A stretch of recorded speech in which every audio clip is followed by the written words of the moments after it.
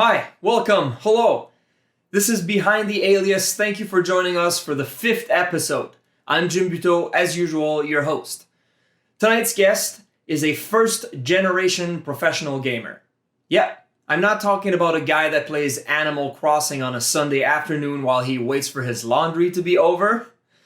You're about to meet a real gamer. Now, that's someone who lives off of video games.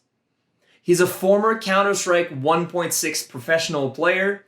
He's done a lot of work as an analyst and commentator for big leagues and tournaments such as ESL, Esports Championship Series, DreamHack, Beyond the Summit, and more.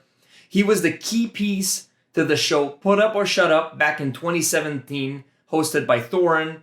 He's been a coach for CLG Red and more recently signed a contract to become coach of Rise's Valorant team. Before we move on, subscribe to the channel to make sure you don't miss the great stuff we have lined up in the near future, and especially so you don't miss this episode's upcoming segments. On this week's Let's Chat, we talk about how bad the Cyberpunk 2077 actually is. On the What Happens Online segment, we react to what most have claimed to be the worst game release of all time. On the Game Time segment, we play Moving Out, a really fun couch co-op game. While he started his career before some of today's pro players were even born, he claims that age isn't a factor. At 36 years old, I think it's fair to call him a gaming boomer. Erik Stromberg Alias dabears, let's roll.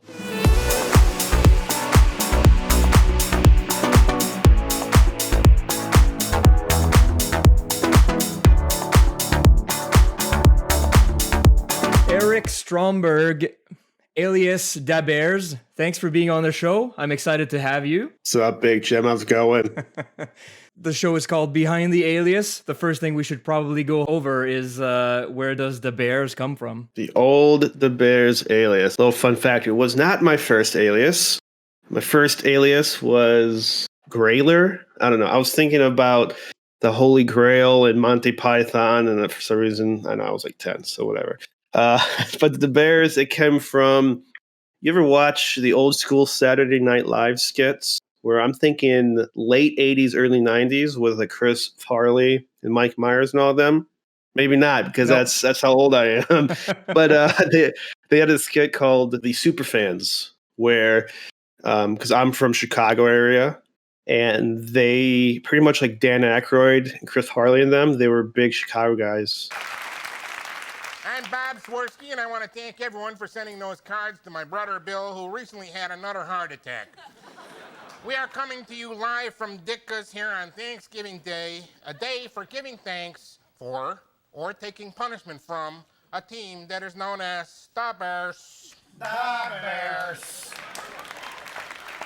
With me, as always, are the Superfans. They'd have a thing called the Superfans, where they just talk about how good the Chicago Bears were, because in the 85 Bears were considered one of the best football teams in Chicago of all time, and they were, considerably like one of the best. So they just made a whole skit about who would win in a fight, God or Ditka. And Ditka was the coach of the Bears at the time, and they just have a whole skit, and I just thought that was hilarious, and so I picked the Bears. That's where it came from. Chicago. I like funny shit. I'm a fan of Chris Farley. And here you said you had nothing interesting to say. A little history for you. So you just talked about your age. You're obviously a first generation pro gamer. I think the first game you were pro at was Quake, right? Actually, first pro game would probably be Counter-Strike.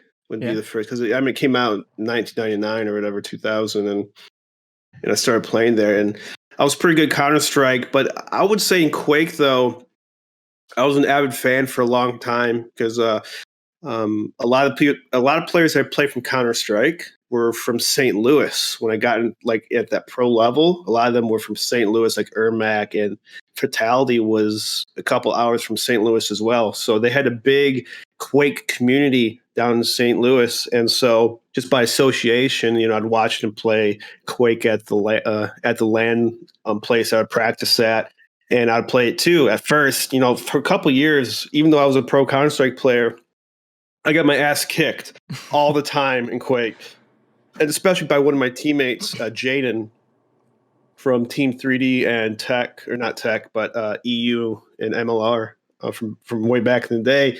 He was really good at Quake, and he just mopped the floor with me. And after a couple of years, I finally got to the level where I could started to beat some of these players and hanging with them. And people don't know that Quake has one of the hardest, I guess, skill ceilings to learn in Quake. It's like it's either you're noob, you get destroyed, or you finally get to that level where you're almost there. And it takes a long time. It takes a lot of practice to be good at a game like Quake because of like times and stuff, especially against like really good players. So more recently, you've moved to the coaching scene. You're a coach for an organization for a Valorant team now.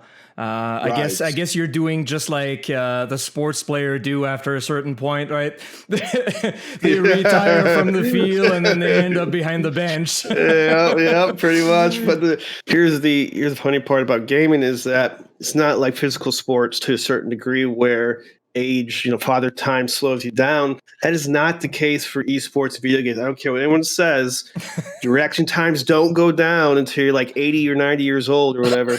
And so these people saying you're, too old, you can't play, it's not true. It's more about focus and trained reflexes. All right. You got to train yourself for the game, the angles, the awareness, all that stuff. And so there's just a lot of people these days playing 10 to 12 hours a day for their respective game. Their dream is to get paid for what they play. And so there's just a lot of competition now.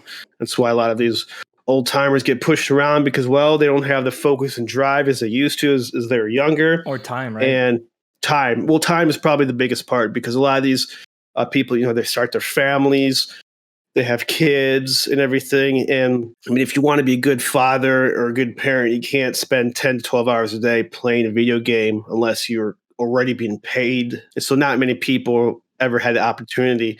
That's why people even like Forrest is probably the best example of this because he's been playing for so long. He kind of grandfathered into this pro gamer and still have a family kind of ordeal. So he's one of the few that are able to bypass father time. But again, playing for 10, 15 years at a high level takes an extreme amount of time and focus. And just most human beings just get burned out. Yeah. You just get absolutely burnt out. It's a young man's game. That's why the kids are obsessed. They don't have to worry about bills too much or a family or a wife or kids or any of that shit. So it's true. I mean, I remember trying to do something with video games a couple of years ago, and it's the same thing. You come from work, you've had an exhausting day at work, and then you have to log on at 6 or 7 to start practicing. And you didn't just wake up 2-3 hours ago. You've been working your ass off the entire day, and you're actually tired. And as you know, video games are all mental, and it's really hard to keep up with people that just woke up. Yeah. And that are fully fresh. So how does it feel to be behind the scene, to be on the bench right now? How does it feel to be a coach? Obviously, it has its pros and cons. Some of the pros to it is that you're still involved with esports. A lot of stuff is done online, so I don't have to go to I don't have to go to a place physically every single day. I can do everything online. It's definitely a cool part to still be it. But of course, there's always negative parts of it, like coaching. The object is to win, right? So if you don't win, you got to figure stuff out. And if you still can't figure stuff out in the long run, it gets pretty stressful. Like, what's the problem? Trying to figure that kind of stuff out. Sometimes you end up putting a little more time than even the players because you're just trying to find a solution to beat some of the best teams or best players in the country and world. And it's always an ongoing process to getting better. So that's definitely one of the negative parts is just the stress of performing. Yeah, it must feel special too because you're working on the chemistry for your team. You're the one that builds the play style and everything. But at the end of the day, you don't control if one of your players is going to swing and get the one tap, right? It must be frustrating sometimes to just be sitting there and not really being able to be in those clutch situations just like how to. It can be very annoying sometimes. And just, you see something like it's not going problem and try to fix it. And it's like, just like sometimes you're like, move over. Let me just hop right in and show you how it's done. But it's just not easy. It's not your first glimpse at coaching. You've coached back, I believe, in 2016. You were signed by CLG Red. That was an all-women team, right? How was that? That was a pretty cool experience, coaching the female scene. I've always... That was for Counter-Strike, sorry, right? Yeah, for Counter-Strike, there's always, been female esports players as well, and they never really had their own, I guess, leagues for the most part. They'd have some tournaments, over the years, but nothing really serious. So during 2016, there was a lot of female tournaments at the time, and it was a cool experience because it was my first time coaching, and I knew some of the players like Miss Harvey, Potter, and all them for many years before even coaching, and so it was pretty comfortable because I knew them as people. But the exact same thing, you're expected to win, especially if you want to do this as a job, and so when orgs are expecting a certain level of winning and everything, you get a little stressed out. But it was pretty cool because it made me move to a different place in California, and it was fun just exploring the whole idea and learning. It was a big learning experience because as a player, you have a certain way that you think, and over the years, that kind of changes a little bit, like whether it's more aim-based or a different style of teamwork than what I'm used to. And so it's always just a back and forth of how much do I put in what I believe to how much what they believe, and how do I make it, mix it up so it works together kind of a way where we could actually have something successful. But it was a fun like 6 to 8 months, and then it wasn't the right thing for me. And so we kind of went our own ways after like 6 or 7 months. Now that you've coached a man team more recently, was there anything different between coaching a women team and a man team? And I'm not necessarily talking skill based. I'm talking more just like attitude and the way they respond to the way you coach them. I think the female team has a bit less ego. They're a little less egotistic in terms of that way. There's not that big of a difference. To be honest, you always are fighting against other people's opinions and trying to make people's like mentality to work together to as one cohesion of a team. And so it's just not that much different because the boys and ladies both grew up pretty much in the esports world for the most part. I'd say the guys have usually a bigger history of playing with organized team sports, like whether it's like baseball, football, or soccer or something. And the females are usually, I guess, not as much. More recently, aside from your coaching experience, you've done quite a bit of analyst work and commentary work, and part of that was Beyond the Summit. You were invited to, I believe, do some analysis for Beyond the Summit in 2020. Was that one of the biggest event you've had to cover? Was that the most fun that you've had? The biggest? Maybe it's probably the longest. It was about 2 weeks. I think 14 days straight of broadcasting. That's definitely the longest I've had for an event. So it was a really fun experience. They're a bit more laid back than the traditional like broadcasting, because I've done some stuff for like DreamHack and ESL, and they were at the time they're pretty much trying to model themselves after like ESPN kind of analysts, where you like dressed up pretty nicely. You got 3 minutes do this, 2 minutes do this. Got attend to the schedule and call sheet, make sure everything's on point. We're a TV show, yeah, very structured. And then Beyond the Summit was like laid back. Okay, you guys have these matches. You got like 10 minutes of this. Do your thing. And so it's definitely a bit more laid back. And with Beyond the Summit, you're like, I guess, on couches with like 2 or 3 other people. And so it's like, it's a bit I saw the setups. Looser. Yeah, a bit it looser. Looked really cool, actually. Like I would have wanted to be in that house to chill with the people that were in there.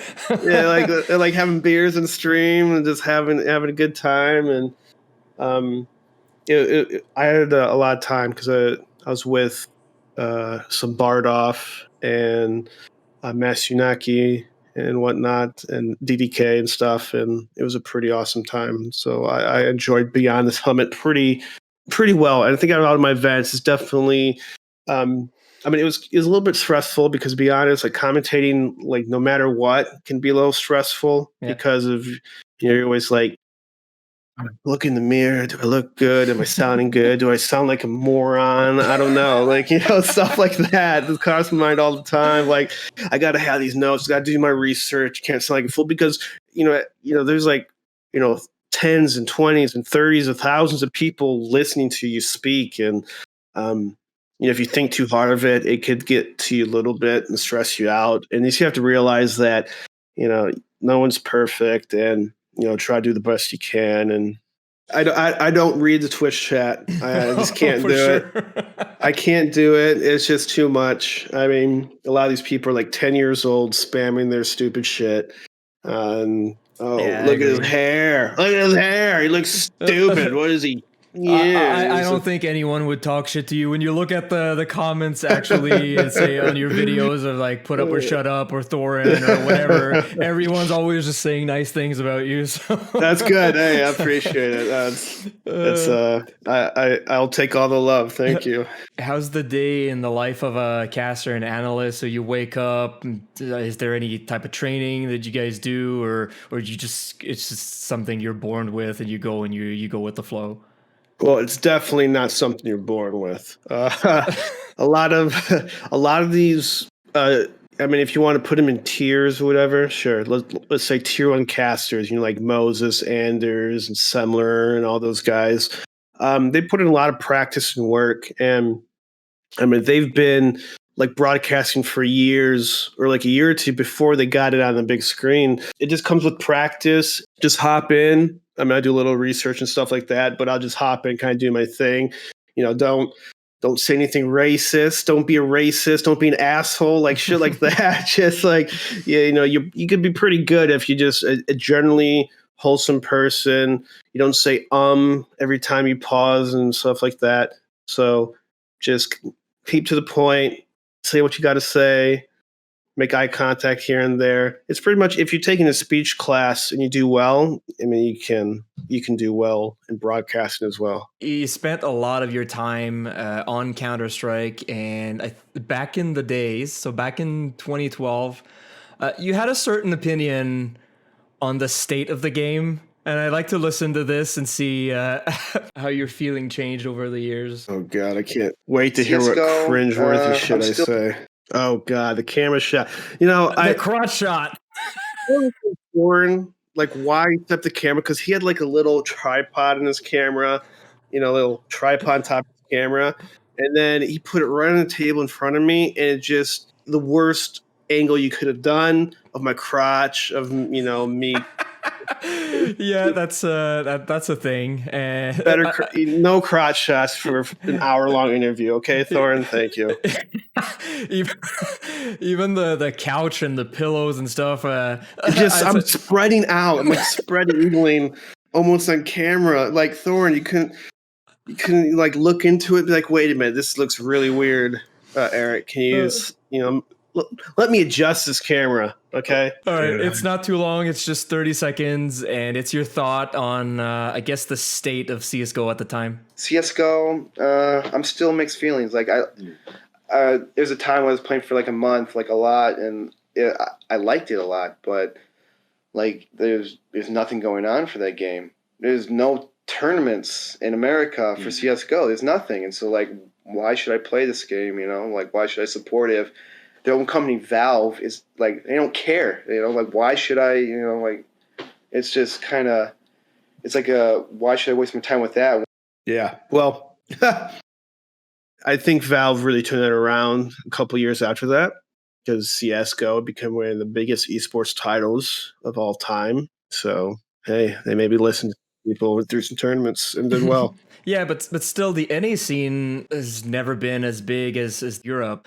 At the end of the day, I think what you said then still kind of applies. Valve has been notoriously terrible for reaching out to the community and asking what you need, what you want, how do you want to do this. They do it with Dota, or at least it seems like they do it with Dota.